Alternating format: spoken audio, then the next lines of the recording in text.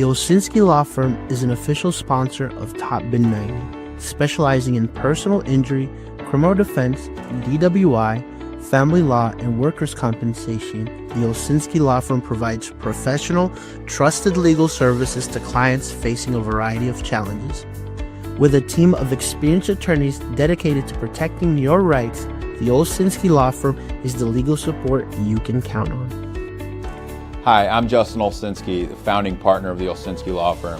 Me and my wife started this firm back in 2010 with the sole purpose of providing excellent service to our clients, giving our clients a personal touch because we had worked in bigger firms where we saw that not happening. We handle criminal defense matters, civil personal injury, wrongful death, workers' comp, and family law matters. We have a team of attorneys that care about the outcome of your case, and we will fight to make sure that you get the justice you deserve. Hello, and welcome to episode 39 of the Top Bin podcast. We're here after Charlotte FC defeats Philadelphia Union 2-0. Like we said last show, we always believed Charlotte would finish top four. And with that, I'm going to intro my co-host, Mr. Brian Bammer Media. How are you tonight? Just enjoying the emotional roller coaster that has been, the last 3 or 4 weeks of this season? Yes, and so from barely grinding out a win against 9-man DC to a dominant performance against Philadelphia Union. You got to love that, And we also have Mr. Hot Take himself, Caleb Adams. How are you today? I'm not a hot taker. I'm a rage baiter. Hey, that's good. Okay, from hot take to rage bait. All right. I like it. Awesome. So there's a couple topics that we're going to discuss today. Obviously, I want to touch on Charlotte FC's win against Philadelphia Union, some players that really stood out to me this weekend, Obviously, we'll touch on Zaha's red card, Pep Biel's injury, how big of an accomplishment top four is, and also MLS Cup playoffs that they get started this week. And unfortunately, we don't get to play till next Tuesday. And we'll touch on that as well. So I'll start off with you, Brian. Needed to finish top four. It was in our hands against the best team in MLS by points. What did you make of Charlotte FC's performance? Yeah, I think my one question going into this game is, why hadn't there been enough fight the last couple of weeks? Montreal and DC, I just felt like both of those games, opportunities to really, slam the door shut on where you want to be in this season, and it just seemed like they left a lot of fight and a lot of juice out on the field in both those games. So I wanted to see just a different level of attitude, and I feel like we got that, especially in the first half, right out of the gate. I was really impressed with Kerwin Vargas's performance on that side, on the right side, just honestly putting Kai Wagner to shame a little bit over there. So it was a really strong performance from him. And Toffolo's overlapping runs, I would say. Those are the two things that stood out to me the most. Yeah. Speaking of Kerwin, it's felt like I want to say at the beginning of the season, we were asking for that next level of Kerwin Vargas. Yeah. And we really have seen that here near, the end of this season. I guess halfway through the season, I feel like he's really come to his own, obviously beat out Abada for a spot. And so, Caleb, what did you make of this match? I was really happy with how we started the match, the first half. Not so happy with how the second half went. I think we put ourselves in a really dangerous situation. 2-0 lead is the most dangerous, and when you invite pressure, it can get really scary if they just score that one goal.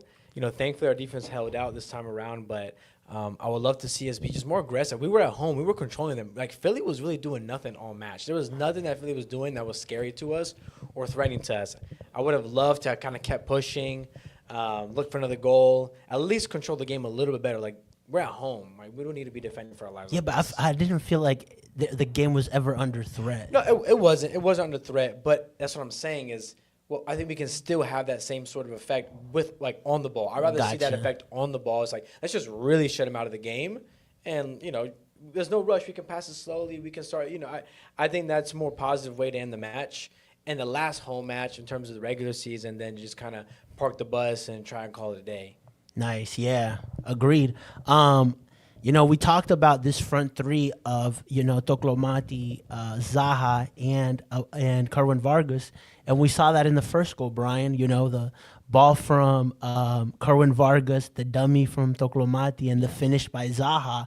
3 informed players, and we're gonna need that, in these playoffs. Yeah, well, we'll need a At new least 2 front of them, three, at least yeah, for the first match. for the first match. But yeah, I mean, needing to find solutions without Biel, right? And that's what this team did in this match. Showed me a little bit, especially with Philadelphia's defense. I would say has been, especially down the stretch, really strong. And so, being able to show that they could show up, especially in the first half, getting those 2 goals, going up, and just kind of wrapping up the season with their own performance. I think even though other teams below them ended up losing and they didn't technically need the win to keep 4th, I think it was still just impressive that they did it their own way and just took control. Because I think that's one thing down the stretch here that you even mentioned it, controlling the second half. Like there's been a lot of instances where Charlotte have kind of given up control in different situations, whether it's emotional control, whether it's just game state control. I feel like there's just situations where they've kind of become victim of their own demise a little bit. Yeah. What do you make of, Kalina, and that back line, kept another clean sheet, how important is, making sure that like we're a tough team, not only to lose against, but also to, not be able to get scored on. I mean, it felt good, but again, I know that XG isn't everything. Trust me, I'm not someone that like live or dies by XG. But with that said, we were like beat on XG this game, and so it's cool. But when I think of like controlling the game, I'm thinking ahead to playoffs. I'm like, we're playing, at the very least, competent teams that are organized, that have shown some sort of qualities throughout the year. And if you give those teams those chances, like if we do this against New York City, we're probably conceding 2 goals. Straight up, with a little more, with Martinez on some of the chances, I'm just more worried about. Okay, we did great for this match. This is the best team in the league, the Supporter Shield. But Kalina was fantastic. I would like to rely on him less. Yeah. Like that was. We saw how much of impact he had coming from last season to this season. Our defense fell to shambles when Kalina couldn't bail them out at times. And there have been some sort of instances of that have come out in games here and there that kind of had me a little concerned. Would you say we're as defensively sound team this year as we were last year? No. Well, yeah, I add still on don't to even that think- because I- you talked yeah. a little bit about, conceded chances, and you were pretty adamant about that. Yeah, well, I would even say that last year we weren't a super defensively sound team. Just the fact that anytime you have like the goalkeeper of the year, especially when you have Kalina have the kind of season he had last year, I mean, it was like one of the best goals prevented seasons ever in MLS. So you clearly had to prevent a serious amount of volume, and I think that's still up. And actually, the stat I gave Jorge was if you look at the Eastern Conference and filter it by XG against, at home, Charlotte have conceded the second most XG in conference at home. That's what it was, yeah. And so That's crazy. And that's before this last game. So that was the stat I gave, and I imagine it was still over 2. I was like, 2.5 or something? Philly had something in that range. 1.96 it says here. But I mean, That's 2, yeah. I'd imagine that's still well above average at home. And so I'd imagine that stat holds or is very close to it. So it's definitely a concern down the stretch. I mean, I don't think between last year and this year, haven't seen that change necessary. You're just going to have to depend on Kalina. That's just where this team is at. I don't know if you can be like going into the playoffs, like, oh, there's going to be a radical change where all of a sudden they're just going to control the game more, just give up less volume. Like, this is kind of where the team is at right now. And now you're also down Zaha, so you're probably, New York's going to come in with a little bit more aggression and confidence, I would imagine. And so it's just kind of where the game state is at, this team is at, and they're just going to have to ride with it, I think, a little bit. To be on the positive side, thankfully, Kalina is back to his form. Yes, it's the Drake effect, bro. We're still a little dependent, right, on Kalina. Yeah. If Kalina was coming into the playoffs kind of cold and how he was at the beginning of the year, I would be very concerned. I wouldn't get past the first round, to be honest. These guys, 4th to win against Supporter Shield winners, and they still are finding cracks in this team. No loyalty over here. But I feel like I came out pretty. I came out more. I came out more positive this week than I did last week. Yeah, you did. Last week, Justin had to hold down the fort. Nice. Brian, you touched on it a little bit, but I want to hear from Caleb as well. Specifically those two players, Kerwin Vargas and Harry Toffolo. Obviously Kerwin Vargas, with the second goal and Harry providing the assist. Well, speaking on defensive solidity, I think Toffolo is a huge asset. I genuinely think Byrne, Malanda, Ream, and Toffolo is a serious contender for the top 5 best back 4, including Kalina as well, back 5 in the league. I think they have a strong case for that. And I think Toffolo brings not just the defensive stability that someone like Jaquil struggles with a little bit, but he is also a natural left footer, which is huge. And he's just seasoned. And, he literally has been out for a while. He's played, a few minutes of MLS play. He came in like it was nothing. Yep, did his business, took care of business on the defensive side, got an assist, and went home. Yeah, easy work. I love that. I'm really excited to see how that – we're going to win and advance in the playoffs depending on how those 5 perform. That's going to be the absolute key, especially when we're missing Zaha in this next game.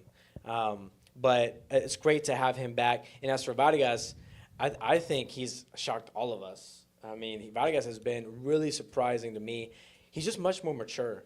That's a good word. He's taken there's something that I even the way even his demeanor in games, how he gets back up after plays. There's just something that's he's just more mature. I don't know how to describe even the way he carries himself. It seems like this is a man. This is an adult now on the field. I don't know what it is. I don't know what happened. 2 kids will do that. Although that first shot he had in the second half, I think, or first half, it was reminiscent. That was his weak foot. I'll give him some slack. That was his left foot. Yeah. But I'm really proud of him. That's awesome. It's great. Nice. Anything you want to add on that? I just want to say that I predicted that in February, so. Bold take. Yeah. Okay. He did about. I said it was a bold take. I wasn't What was the take? gung ho. I said Abada was going to fall out he of the did. starting lineup and that was before the did. season He did. started. He hit that. Yeah. Hey, I bring hit your that. receipts, bro. Yeah, it's 'Cause out you were there. right. It's out Yeah. there. The audio wasn't super great, but it's out there. I was going to clip it. Yeah. That is right. And I was like, okay, that's a pretty bold take. That was a good one, yeah. Yeah. And now looking Yeah. back, it came true. So, props to you, Brian. Okay. Obviously, everything was going great. 2-0 win. Also, oddly enough, we didn't even need to win the game because both New York and Nashville lost, And so, funny enough, we would have been good either way. But, minute 90, you saw through the game, they were getting on Zaha. All kind of saw minute 65, 70. I was like, okay, at some point you got to bring this guy off because that yellow can turn into a red really fast. And unfortunately it did. And, now we're missing arguably our best player, arguably the guy that's in most form in Wilfred Zaha. Yeah. And so what do you make of just that whole situation, Brian? It's complicated. I feel like there was a lot of fans after the game that blamed it on Dean for not subbing him out. I think there was obviously the other is just that Zaha just losing emotional control there. I think also the team as a whole just not finding a way to kind of protect him in terms of a lot of these games. We hear from Dean that he doesn't feel like the refs are protecting his players. We'll hear Westwood say that as well. Zaha has said it pretty loudly and clearly as well. I think at some point it comes down to a combination of Zaha has to absolutely keep his head in that moment. I think that's in this specific situation, most important. You got to see the game out. It doesn't really matter if they're kicking. To have that kind of, because there's also a chance. I think it's not a super high probability, but he technically swung on a guy. There's a chance this suspension could go longer. Evaluate everything. I'm not saying it's a super high probability, but it's above 0, which is because of the lack of emotional control there. Dean Smith says sometimes the red mist comes down. There's just certain times you just can't let the red mist come down. And that's this kind of situation where you need to be, you need to lead from the front. I think also maybe just the amount of times that this club has blamed the refs talked about how much it emotionally wrecks. I mean, right? I mean, it's so.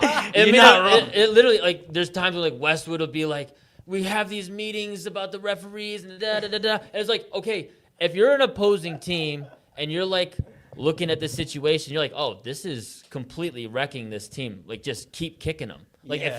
if you're an opponent, you're like, this is clearly getting to them, and they're not doing much more than flailing. Like, Dean Smith will just put his hand on his head and then Zaha does his whole flailing thing. So it's like, if you're an opponent, just keep going, right? Yeah. And so I think at some point the players and the team needs to kind of take this situation in their own hands and kind of lay the law on the field a little bit. That's a good point. Maybe a Yeah. hard yellow. I mean, I'm keep it within footballing Zaha play. gets a red, and he's proposing, hey, let's just get more aggressive. I'm saying his teammates, right? Yeah. So, and actually, Landon Donovan brought up this point in a recent episode about Pulisic for the U.S. men's national team because of how much he gets fouled, and so it's a part of the culture to have like Chris Richards and some of these other guys step up and be like, hey, you're not allowed to do that to our guy. We will lay the law on you as a team if you do this to him, to Pulisic in that situation. And I think it's a matter of, I mean, because clearly blaming the refs and complaining about it isn't doing anything, and you're letting Zaha kind of lose control. So who is it going to be? Is it going to be Diani? Is it somebody else in the middle? Is it one of the defenders? Who's going to kind of maybe, when Zaha gets chipped, next time he's out there, who's going to kind of maybe step up and chip back? And I think that's kind of what it comes down to. It's a really good take. That's a really good point. I don't see another solution to this problem. You got to find a way to calm Zaha down and get this corrected because teams are gonna they're not gonna stop. It's working. It's working. And oddly enough, you're like, okay, this is key, and they talk about it as well. So like this. letting If them I'm know. the other coach, I'm like, okay, make sure you're on these players that get easily rattled. Yeah, the you bat know? signal is loud and clear on how to get under Charlotte's skin. Caleb. I actually want to backtrack a little bit and talk about a point you made is, hey, we got this win despite not needing it. But I kind of really want to reemphasize this team has had their backs against the wall quite a bit this season. Yeah. I do want to talk about that bounce back ability just a little bit here because I think it's important to note. And I think it's a quality like that is particularly built for playoffs, right? A little like even Zaha getting this red. Yes, I was furious about it. I mean, it was a huge buzzkill for me. I was like, I was at the game in person. I was walking out, and I was with my dad, and he was like, "Man, you're not even excited." I'm like, "Yeah, because of that boneheaded move." Yeah. Because I'm thinking of like, yeah, we won this game, but at the end of the day, these playoff games are kill or be killed. It's like this is it. I was cut. Like the one time we need Zaha is now. Exactly. Right? And Thank you. and kudos to Zaha. I mean, again, we would not be in top 4 without Zaha. I truly believe he's elevated the team to the next level. But with that said, even with us going to this game with Zaha on a red, the bounce back ability of this team over the course of the season, I'm not terrified. I'm not freaking out. I genuinely think we have a very real shot and maybe our favorites to win this game, even without a Zaha. Wow. Okay. Because of we're at home at the end of the day, but also because of this team's ability to adapt and to say, hey, look, Pep goes down, doesn't matter. We're going, we'll win 6 games in a row without him, right?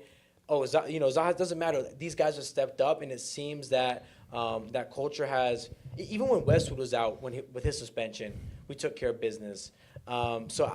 Yes, Zaha, I think absolutely deserves. People are like, Dean, like that's not fair. Like Zaha gets, clattered every game. Zaha's 31 years old, has a few kids to his name. Like, bro can chill out. Like, it's one thing too. Okay, it's one thing too. Like, had the person like said a racial slur, or have actually punched him, right? Then I would be like, okay, that's warranted. Agreed. Okay, but the dude was literally wagging his finger at Zaha like this, and Zaha just slapped it down and went for his face. Yeah. And so I'm like, really? That's what triggered you to do that? Like, if it had been something like that, then I would have been more understanding and lenient. Like, okay, I get fair enough. Or if it was just like a really heinous tackle or like just a really shady thing. But like Zaha, it's crazy. Yeah. Yeah, This is I'm crazy. right there with you, you know, and that's where I come in with that Zaha red card. Like, it's really, to me, is just annoying at the end of the day. One, because like you worked hard all season to finish top four, right?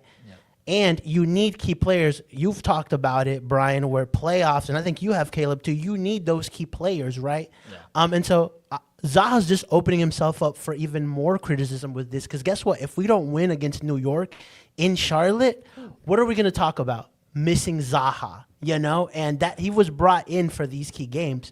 So now you add to a factor that, you know, you finish top four to have that home field advantage. You know, you have no Pep Biel. You have no Wilfred Zaha. We have to play on a Tuesday, right? Yeah. So you add all these factors in, and it feels like that advantage that you had going in starts to diminish against New York. Yeah, and I mean, I agree with Caleb that should still view this team as favorites going into this match.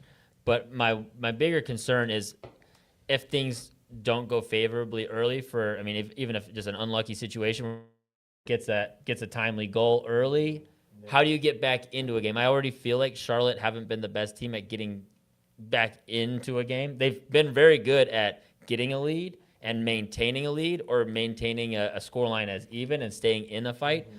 But I haven't viewed this team as great at like, oh, we're down a goal or two, we can come back and get three. Like I feel like that is where this situation becomes a little bit more tricky. So I'd still view this team as favorable going into this match, but it's more like if things don't go your way, how do you get back into it? Yeah, and I mean, Caleb said expect the Abada brace is what I heard. Bounce back ability.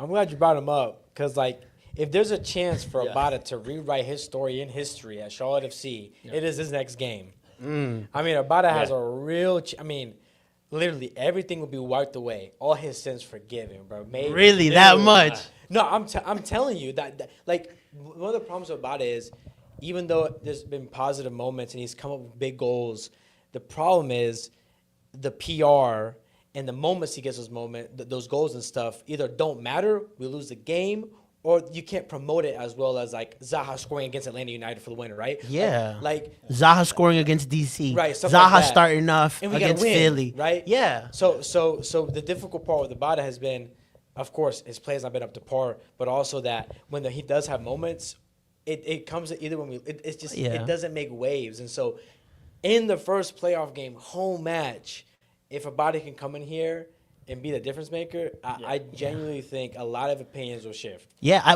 even if it's not warranted. We talked about that in our group chat where I'm like a DP, I expect clutch moments, right? And when I look through the season, I can think of 4 from Zaha. Last time I can think of a truly clutch Abada performance was last year against Atlanta, and that's like one that like really sticks out, but nothing else. I'm sure he's contributed into some games, but as a DP, there's a different level of expectation. Yeah, it's not about contribution. It's like the key word is difference maker. Is he the guy out there that you're like, oh, 100%. This is like he's changing this game. He's deciding how this game is gonna go. And I think that's what I don't know if maybe Atlanta last year, but there's just not been a situation where he's been able to take that focal point and run with it. And so that's what this game is all about. Nice. I guess if we're betting chips, what player are we betting on for Charlotte to kind of come through for us against New York? Tokomati. Idan. Nothing. I mean, he is really skillful and can be fancy. But I was gonna say he's not nothing fancy, but he can be fancy. He got some skills to him. Tokomati for me, like even though he's been a little bit quiet here at the end of the season, he just needs 1 or 2 moments. Like if there's a player on this team where I'm like, a chance falls to anyone, who are you taking? Like who is taking that? I want it to be Tokomati. But I think the connection between Tokomati and Vargas is going to be particularly important against New York City. Like if we're going to break them down, it's going to be just some combination play with those two. And of course, like, you hope Abada can come in there and make a difference and maybe feed something to Tokomati, create his own chances. We've seen that he's capable of doing that. But for me, Tokomati is still going to be the focal point and the best shot we got at getting that early goal. Brian? I think it really comes down to how quickly all 3 of them can adapt. I mean, that's what we saw in that first team goal. I mean, it was a training pitch goal, right? They talked about it after the fact that it was Vargas. They had trained on that. Vargas putting in the cross, Tokolmati dummying it, and Zaha finishing it. So, like, having just that kind of chemistry between those three, when you have one guy coming in cold, how quickly can you adapt to some new chemistry and actually make that turn into something positive? I think that's really more the key, because I would say more than any individual performance, I mean, Zaha's had some highlight reel moments, but I feel like what's really stood out is Vargas, Tokolmati, and Zaha really feeling like they're all on the same page and they know where each other are going to be and they can trust each other in moments. And I just don't know, like, can Abada like provide that, or does it become a wrench in the in all this? Yeah. Well, This is do where you even start Abada though? I think that's another valid question. Is do we all believe here that Abada? how else would you play? That's an interesting question. No, let's just draw this up. I don't know. I mean, I for me, I think you throw him in there, but I mean, there've been times where the game state looks like it's a good fit for Abada to come into, and Dean's opted to either keep the guys out there like on the field or bring him super late. And so I don't. But like I'm like, what is the other option? You know, like who else we have? Start Archie as well with Toklo. Like what? I mean, Abada's a natural pick. I'm just saying that that doesn't necessarily mean that, like, Dean feels that's best or whatever. Yeah, for sure. I just like I agree. If there was another player that like is in the mix, I'd be like, okay, like I could see Abada maybe not starting, but I can't think of like there's no one else. You know, I go back to like we're missing key players, right? And like just touching on what Brian said, I think the collective as a team, right? And that's where I'm frustrated that we can't have a Friday or a Saturday game to have the bank really be that extra 12th man for the team, right? Because I don't know what the atmosphere will be like Tuesday. I hope it's really good, you know? But if you remember Orlando last year, right, like they were on it, you know, like especially during the penalties, you felt it, you know? 100%. And that's where I think we could truly make that could be the difference maker. I'm just hoping that we get 30, 35, 40,000 people in to kind of compensate for some of the things that we're lacking that match. Yeah, I think there's two things that have kind of like we've highlighted right here. Just this discussion of who would even be an alternative to Abada. I feel like one is the team's a little bit strapped in terms of depth. I don't know how many more guys Dean has that he trusts to do a 60 or 90 minute shift. Yeah, they're kind of running out of guys. With Biel and Zaha both out this game. Yeah. I don't know if there's another guy besides Abada, and that's just more that he has started him in the past. Unless maybe Tiger, baby, it's Tiger time. I was about. Someone said Cambridge in the comment section. Yeah, but he hasn't gotten any trust either. I would say, I mean, the only guy that's in this group is like Marshall Ruddy, and like that would require an entire change of formation. Do you want to change your formation going into game one of a New York City FC match? But I mean, you could play Ruddy as a winger. This is true. This is fair. Oh yeah, if you want to play him left wing, and then you can just say, hey, no defensive, get back when you can, but have at it and taking people on. Interesting. Actually, that would be if he throws out Marshall Ruddy on left wing. That would be. I think that just sentences that there's no way Abada's here next year. Yeah, Abada, if that happens. There's no Abada will start. I mean, if it doesn't happen, I was like, it's a good talking point, but I'm like, I just don't see an alternative that. But if it does happen, we talked about it. We talked about the possibility. We covered our bases. Yeah. Clippable moments. We just said Marshall Ruddy is playing over Abada. And he starts. Listen, Iran Tokolmati at goal. If it happens, we talked about it here first. Nice, awesome. Okay, some really good topics. I like that. Okay, let's touch a little bit on Pep Biel's injury. Unfortunately, he will be out for the rest of the season. Right. I really feel for Pep because he was having MVP-esque type numbers when he was in form. Yep. The team was taking because of him goals, assists, passes. He was comfortable here. He really liked Charlotte. Right. My perspective, and we've talked about this, right? Like, bro should have got that DP deal over the line when he had the chance, because now it becomes a lot more harder. So I want you guys to talk about two things, the impact of not having Pep Biel, and, what does his contract situation look like going into next year? I mean, well, Let's start off with the impact Okay. from both of you. I mean, not having a guy who's capable of putting up 20 goal contributions in a season is a huge loss. I mean, Charlotte has literally never had that before. So to have a guy who could put up double-digit assists and double-digit goals, create, have the left foot he has. I mean, he literally had like a pass named after him after like the first 10 games, right? The Pep Biel pass, that through ball into Ajiman and Zaha and all those guys at the beginning of the year. So it's like, I mean, having a guy like that who can just come up with big plays is, you have a gap you have to fill, whether it's with him in a new deal or finding somebody else. And then on the contract negotiations and managers, I mean, this is the difference between how important an agent and a manager is to helping a player through a career. Look at the difference between Pep Biel's situation now and Ajiman's situation. Like, Ajiman got a great deal, a new contract, big transfer. All these things went well for him, and he had nowhere near the production that Biel had. And Biel's in a situation now where it's like, golly, I mean, just the fact that he didn't get a deal done for himself, and that was to essentially let Bailly Coulibaly get a first-team contract. I mean, as an individual player, I really feel for him on that sense. Yeah, for that's sure. Brutal. From a club perspective, Great. we love it. You know, like I know that sounds bad, but like if you're thinking of the club, you're like, hey, this is great. Now we can negotiate. Like we aren't really pressured to offer this guy a DP contract. Caleb, I'm gonna talk about a really direct impact of Pep is Gianni coming back into the team.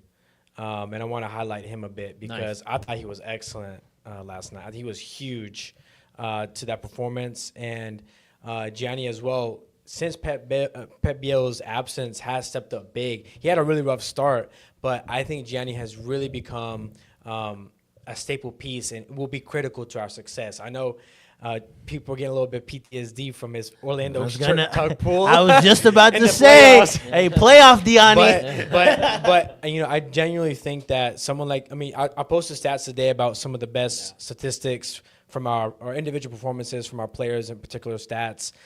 Defensively, interceptions, tackles. Gianni's a complete beast. I mean, he is like outdoing both Bronico and Westwood combined. Like, he's putting in more tackles, more interceptions, both of them combined at this point. So he's a real workhorse. And Pep Biel's absence has been felt a little bit less because Gianni's been locking things down, and we're also conceding less goals because of that. I do think he's been a big factor in us conceding less goals as of late, particularly when we started this run. Pep Biel.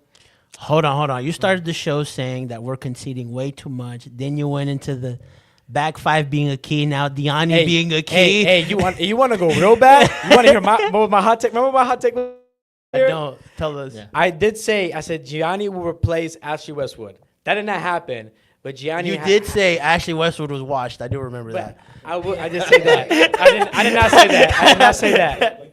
But I did say that I think Gianni would have a big role to play in this season at some point. I thought maybe Westwood would be, but he's still going strong, which is great. But regardless, Pep Biel is a huge loss, and the biggest thing for me is also goal contribution wise. That's a huge loss. Like, he's going to score a lot of goals, get a lot of assists, but he's also such an enabler to Zaha and Toklomati and Vargas getting goals and assists, because guess what? Biel plays at Zaha's speed and level. Toklomati cannot, that's why Toklomati has been such a better fit. Yeah. That's why Toklomati has been such a better fit than Ajiman has with the team, because Toklomati also plays the game at a faster pace than the guy like Zaha likes to play at and that Pep likes to play at. Pep plays at that same pace as the Westwoods, the Zahas, right? And him being quick, that combinations, our offense flows smoother, it's quicker. So not only does it affect, of course, goal contributions from him, but it also directly affects the ability for other players to get goals themselves. Nice. And the second part of that question was negotiating a contract with Pep. Do you say, I think Charlotte has a stronger position now to say, listen, you were injured a lot part of that season. If I give you a DP deal, I'm not so certain that you can stay fit. Yeah, you could also say I played for like maybe half a season and I still got the most goal contributions of anyone on the team. But with that said, You also finished fourth without you. You played a key. You were part of this, That's but fair it too. wasn't like you were the main guy now. but I'll say this, and this comes just from me actually having conversations with getting to know Zorn as a person behind the scenes when I work for Charlotte. For me, I think Zorn is someone that, and he said it publicly as well, someone who really values loyalty, a desire and willingness to be at Charlotte. And what Pep has shown me is that he is so thrilled to be here, and he's passionate about this project. Will it affect contract negotiations? Maybe, but what I do think is this: hey, Pep Biel just surpassed Swiderski's legacy in half a season. Okay. First. Swiderski was paid $2.3 million. Swiderski was paid $2.3 million. Pep, who surpassed and hit a record for this club, I still think he's still going to get a nice contract at the end of the day. And I also am not a medical expert. Do any of y'all know anything about the severity of this injury? Like, what does an injury like this normally take to recover? No, I have it's no idea. yeah, it's a different type I of have injury no than idea. what he is had. Is it a Stangs level injury? Or No, is it it's definitely not. Oh, right. Yeah. Or is it a? Well, hey, I think it you- goes you need back give us a to break. for me. It goes back to you had the position to demand a DP deal. Now you don't have that anymore. You don't think he has any leverage at all to ask for a not DP not deal? to ask for a DP deal? Oh, nah. I disagree. He's had. It's not just this. This is the third or fourth injury he's had this year alone, and so I think it's more important than any other trader. But the most important ability is availability. Like if you can't be on There the you field, go. especially in the key moments, it's tricky. Yeah. It doesn't matter really what else you do. But, okay. Yeah, but- I go back to that. Like we still finished fourth without him. We still have been able to have very dominant performances without him. So when you're thinking DPs, and that's why we're so critical of Abada, is like, like we haven't needed you the way that the production that you've been producing demands. Right, And then you also add that to your point where you say, well, he's down to be in Charlotte, and you know that as, the sporting director. If I'm Zoran, I'm like, I'm taking all of that into consideration and playing my cards and saying, here's a decent TAM deal for you versus offering you DP because I know you want to be here because we've been crucial without having you here. So to me, the leverage for DP just diminishes. For sure. But I also have this aspect. You're also you're looking at it in a vacuum. That, no other Eastern teams are going to sign new players. No other Eastern teams are going to be good. No other Eastern teams. The Eastern Conference is not stacked. Like, yes, you're looking at it as like, hey, we didn't need you to get this top four, even though, you did contribute quite a bit regardless. But at the same time, it's like, you're not thinking about, if you just stay here. I am thinking about that. Because you can add another DP and negotiate a TAM deal with Pep, right? No, you try to get rid of what Abada. what I'm saying is Pep is a proven commodity in MLS at this point. Right. One factor you're not contributing here is like, hey, we know this guy can get 10 goals and 10 assists in MLS. We know that for a fact, right? Yeah. You could go out and spend $3 million salary on another DP player, but that's a huge risk to take when you have someone in-house who wants to be there. And guess what? Because of that leverage, you probably could offer him a $2 million contract instead of maybe $3 million from somebody else that would require. So yes. But you also know, I think that's an advantage to the person making the deal, where you're like, okay, well, like, also, am I going to be, if I'm thinking the way Pep's thinking, okay, I could go somewhere else, but I'm really comfortable and happy here. That's going to play a factor in like, okay, well, if they don't offer me a DP deal, I'm willing to take, I've already negotiated twice 2 loan deals to be here. So a third one, not at the money I want, could happen as well. Brian, go ahead and talk. He's just watching us go back and forth. I was just going to get popcorn. This is great, though. Cisco was just filming my eyes, just going back and forth like this. But, y'all are just locking in I was eyes. just going to say one more kind of interesting variable to all of this is the cash for option now. So while Biel has... Right. The ability to show that he can be 10 goals, 10 assists, right? There's other options out there that Charlotte might see as a value as well if they wanted to put them on a DP deal. Because now everybody's open, right? We just found that out with Mihailovic. That was a crazy move. I don't think people are talking about how wild that scenario is. The fact that Mihailovic leaves not like a great team, but a Colorado team that was pushing for a playoff spot to leave for a rebuild mid-season.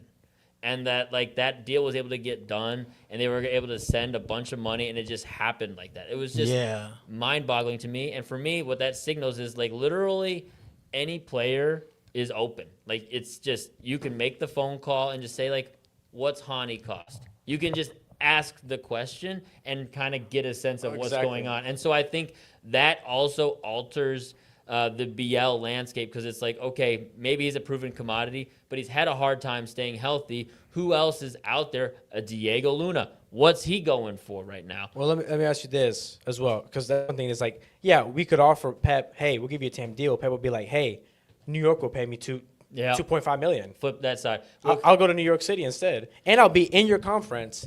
And now we have to deal with that. So you have to think about that part too. But you negotiated 2 contracts already that were at a disadvantage to him.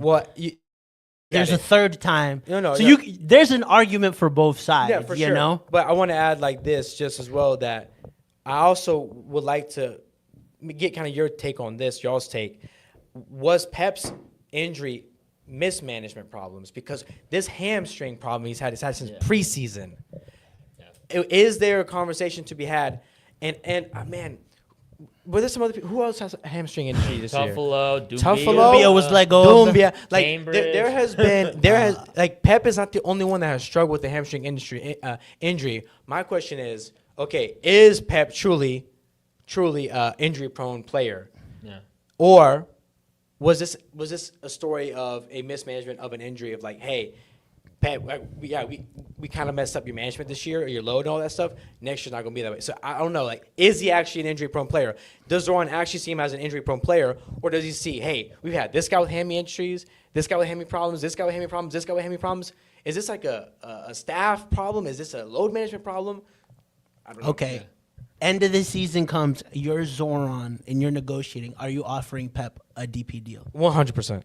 Really? 100%. Interesting. Okay. Brian?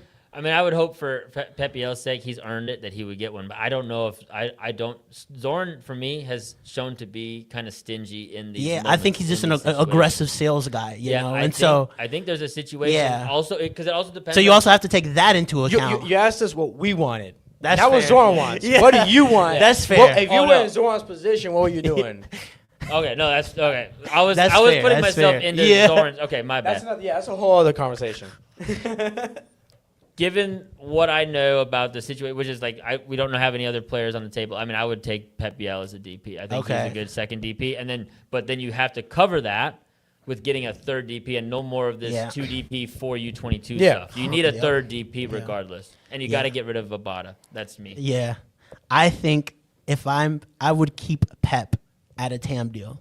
I think it can happen. I think I don't say it's 100% that it can happen, but I think, in my opinion, all the favorable cards are on side, because I know that the player wants to be here. I know he's settled here. I know I've already negotiated 2 contracts with him to extend loans. Like all he did in his last negotiation was extend till the end of the season. If I can get 6 months out of this guy, I know I can offer him a deal to be like, no, but you already like being here. Stay roster compliant. That's my thing. This is another aspect. But I think I'm saying like I'm taking into consideration like what I would plan to build off of next year, and I would want to have Pep on a TAM deal and have the ability to get rid of Abada, right, and bring in another quality DP to add on here, because you'll have a DP player in Pep Biel getting paid at a TAM deal. That'd be best case scenario. That's what I'm saying. Like I don't think it's as clear cut as DP or he leaves. I think it's more we can negotiate a TAM deal and bring another DP. I think TAM deal. I don't think we'll get that negotiation. I don't think he says yes to that personally. No, I would think because he's especially technically on a loan, right? So he technically goes back and then can shop around in Like MLS. At that point. exactly. And just last point here. A friend of the he show loves being Charlotte. A friend of the show, Vaughn.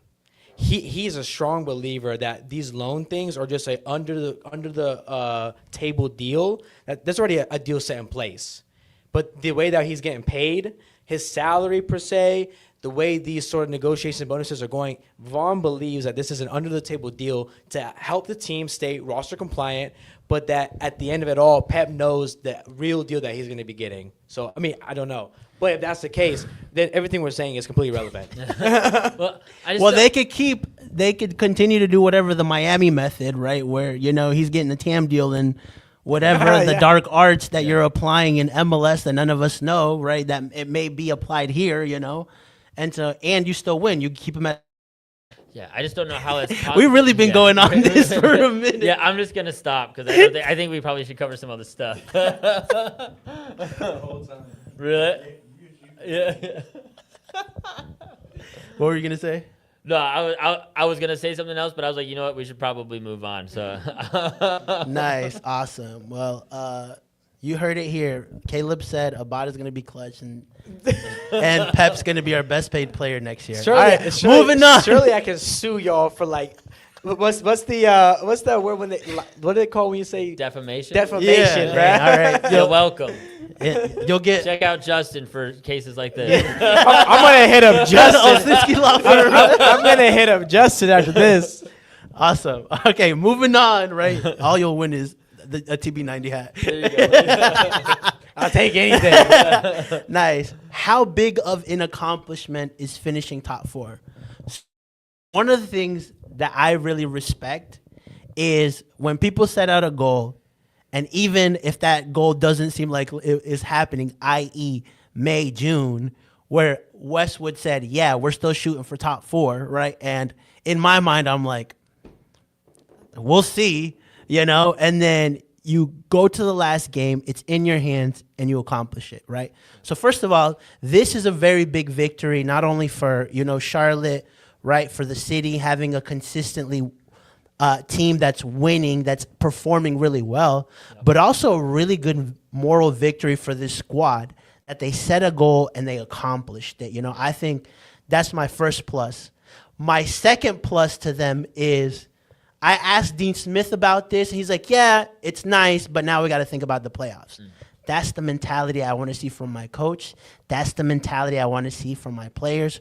Brian, talk to me about this finishing top 4. Yeah, I mean, it's huge, right? They've never done it before. They've never gotten this many points before. 59 points is a great, great haul for a season. You're talking about them, the goal seemed impossible in May and June. I mean, we thought the goal was pretty improbable 2 games ago after the Montreal loss. Well, Justin said we had 1%. So yeah, and he was the positive one. I would say it was slightly higher than that. But dude, you had Orlando finishing in like 4th, yeah, bro. I know. My takes got off. My takes went really south right after that Montreal result. That was brutal. But so just the fact that they could recover that quickly and get these last 2 results. The DC one was handed to them. I still would have liked to see a little bit better performance from them there, but the fact that they were able to finish the season the way they did, again, taking control of their own destiny and then just slamming the door shut, I think is a huge momentum boost, especially when you see where the rest of the Eastern Conference bracket is. And a lot of these teams kind of limped in, right? Chicago just kind of limped in against New England on decision day. Orlando has completely fallen off. I thought they could easily sneak into the top 4 a few weeks ago, and now they're in 9th, which is crazy. I had Red Bull 1. Yeah, preseason? Yeah. Dang. My prediction, I had Red Bull at number 1. Yikes. I did have Charlotte in 3rd, though. Hey, there you So go. There you go. I got we had him at close. 4. You win some, you lose some. Yeah. But, some of these other teams also just, Columbus kind of limped in up until decision day, then they got to, win. But some of these other teams just really haven't come off strong down the stretch. And so for Charlotte to finish the season like that, it's a good boost. Yeah, agreed. And also, we're in the tougher conference, right? Yeah. So, that even adds more credibility to this, in my opinion, with so many hot teams. What was it, 2 weeks ago? We were talking about how, there was a 4 or 5 point difference between, 3rd and 9th and 10th, right? So, Caleb, finishing top 4. Oh, man, I think it's funny because I think a lot of us actually saw the addition of Zaha, kind of thought, hey, if Zaha can click, if Pep can kind of also step up, the big problem with the team was goals were lacking. We went out, and I think we finished exactly where we anticipated if all our cards and all the players that we made actually stepped up. It's like, hey, we're going to need Zaha to have double-digit goal contributions. We probably need Pep to do that as well. And we need maybe 6 to 9, goals from our wingers. Maybe that's like Ajimang, maybe 10 goals from him. Yeah. So we did all these calculations before the season started. We're like, if Zaha comes through and if Pep comes through, we should be statistically a top 4 team. Yeah, that's right. We did talk about that. And we did that. With that said, it feels like an even bigger accomplishment than it feels more like, man, we overperformed than it felt like, yeah, we did exactly what we expected to do because of that stretch and that point of the season where it was like, man, we're not getting top 4. It's almost it's so crazy how the season played out. You know, you had such a poor run, May, June. Then you had this phenomenal run. Then you're like, it's just it's hard to predict Charlotte FC because we lose to Montreal, we barely beat DC, and then we have a dominant performance against Philly. So it's like the teams that we should school. I'm hesitant now, and the teams that should be tougher, aka Miami, aka Cincinnati, aka Philly, we looked phenomenal against. Yeah, I think it also still highlights that there's still some progress to be made. Yep. We see a serious ceiling, but for me, you also still see a floor. And then it's like, okay, how do you get that gap a little bit so you have a little bit more consistency so you're not having these drop-off games? Here's another example of that. Philly, Tom posted this stat or talked about it on Soccer Wise, but Philly, before they beat New York most recently for the Support Shield, hadn't beat a top team in the Eastern Conference since June. They were just beating all the bad teams and just stacking points in the games they should have over the course of the season. And I think that's one thing that Charlotte doesn't necessarily do for themselves. Again, it goes back to controlling the game state when you have these opportunities to do that. Right. And they kind of put themselves in these spots where they got to go on a 9-game unbeaten run, right? Yeah. It's okay, maybe. But they come through. They come through though. That's right? the crazy part. Yeah. They came through there. Hard to maintain that over years, right? Of course. So it's nice to be able to okay, when you have the game state in your favor, it's hey, Montreal, DC, these situations in the schedule, it's hey, just rock out these 6 points, slam the door. So I think that's my one area for where can this team go from there is raise the floor even a little bit more. Still have that ceiling when you get there, but at least make sure hey, you got those maintained results. For me, the best way to describe this team is, man, we can beat anyone. We can also lose to anyone. Exactly. Yup. Exactly. That for me is the quickest way to describe Charlotte is that way. It's man, on our best day, we can beat anybody in this league. Yeah. But we can also crap the bed and lose against anyone. And so, I mean, for sure. And that is highlighted even more in playoffs because you don't get that second chance. I was just about to talk about that where if we can manage to win against New York at home, I think we're through. Because even if we lose in New York, bro, Friday night, game 3, Zaha at the bank, Zaha back, I think that puts us over, and so. A little pet with some steroids or something, get him out there. What was it that they did for Diego? What am I thinking of? The Atletico striker. Oh my God, why can't I remember his name? Brazilian, played for Spain though. Diego Costa, where they put horse sperm on him to play the Champions League final. Whoa. I remember whatever it takes. Whatever it takes. What post are you reading, dude? I just took the show to another. Whatever it takes. What? I'm sorry, Jack guys. Pep with that. Whoa. They're Top just turned into an episode of Jackass. What just happened? They're y'all want to do what to Pep? Pep watching the pod. Oh He's I'm going to take this DP deal elsewhere. I don't like Charlotte. I don't like Charlotte much anymore. Oh, man. All right. Quickly. Let's talk a little bit about MLS Cup playoffs. Yeah. And so, obviously, playoffs start this week, right? Let's take a look at some of these matches. Obviously, the wild card games, Portland versus Real Salt Lake, Chicago versus Orlando City, who Brian said were going to be amazing, and they weren't. And then in the best of the three series right now, we've got Cincy versus Columbus, Nashville versus Inter Miami, who they got whooped by Inter this last match. Charlotte versus New York, Philly against that wild card in the East, Vancouver versus FC Dallas, LA versus Austin, Minnesota versus Seattle, and San Diego, who inaugural season, by the way, top the West, right, against Portland and or Real Salt Lake. Boys, Farmers League, bro. Farmers Conference. boys, what do we make of this playoffs? Man, I think this is going to be really entertaining playoffs. Yeah. I think we have Hell's Real Derby over here in the East. Just start out right out the gate. Great. Minnesota, Seattle has some bite to it as well. Even like this Miami-Nashville game, I know people are like, oh, they're kind of counting Nashville out, but I could see Nashville taking that like fat L and coming back and be like, that's not happening again. Yeah. We're going to take care of business now. So I think that's going to be a really exciting series. And I think a lot of these series are pretty open for the most part. There are very few here that I'm like, oh, yeah, they got it in the bag. Austin, LAFC, you would think LAFC kind of have that in the bag. But aside from that, like Vancouver, Dallas, Vancouver should be dominating that. But Dallas has kind of been on a low-key run here in the season. So I'm really pumped for this. For sure. I mean, you want the league to continue to get competitive, right? I mean, there's storylines across all of these matches. Brian, what do you make?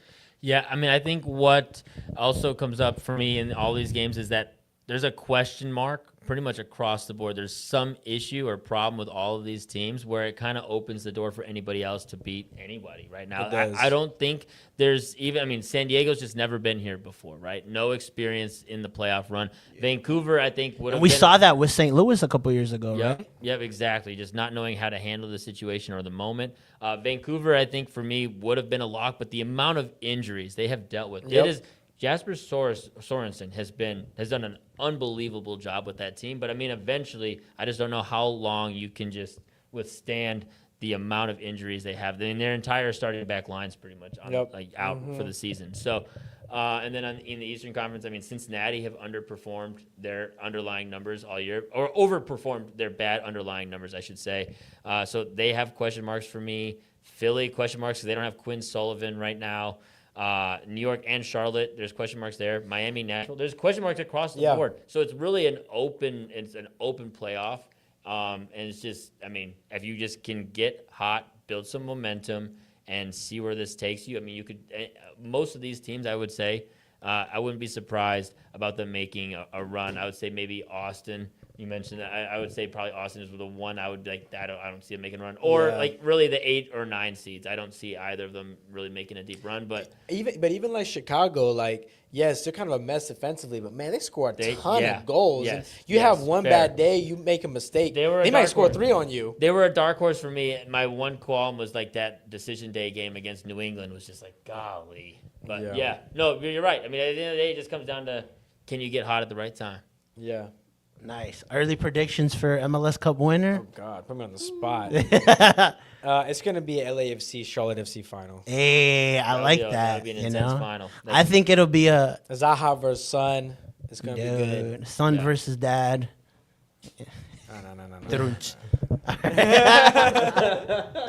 Oh, man. All right.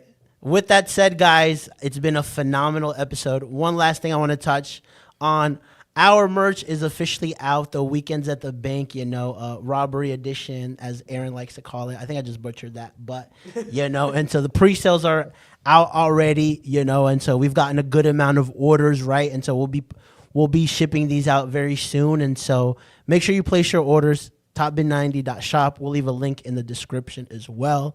The designs came out great. The quality of our stuff is always amazing. Yep. So I love it. We also have the new hats. Can you pan to Brian? Yep. And so it's like a dark green color, and so make sure you place your orders. Thanks again to everyone that supports us, and so we really appreciate it. It means a lot to us. And so with that said, Caleb, where can people find you at? If I'm at It's Caleb Adams, don't follow me if you get baited real easy. Because you'll start raging. Yeah. Sometimes I look at this, I was like, oh, people are about to like. I'm like, this man just like threw a little pole out there to catch some fish. Brian. Yeah, you can find me on X at Bam Mauer Media. You can find all my written content at topin90.com, collegesoccernews.com, everywhere. I mean, you can find me all over the place. Yeah. Everywhere. Also, for the people that are asking about our podcast, when do we drop them? So here's the schedule for you guys for these next, because we are in playoff mode.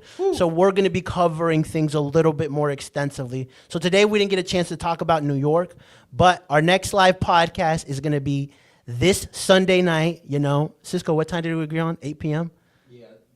Sunday at 8 p.m., right? Then we'll be back Wednesday, right after the Charlotte FC match at 7:30 p.m. And then we're back the following Monday, right, to talk about that game in New York. Hopefully we'll be celebrating, you know, Charlotte going through. Or, you know, we'll have another podcast after game 3. So we're lining up some other people to have on here, some special guests as well, you know, so be on the lookout. But that's kind of our schedule for these playoffs: Sunday, Wednesday, and Monday, right? And so with that said, guys, thank you so much for supporting us. We've had 360 people on our live tonight. So thank you guys, and we are over and out.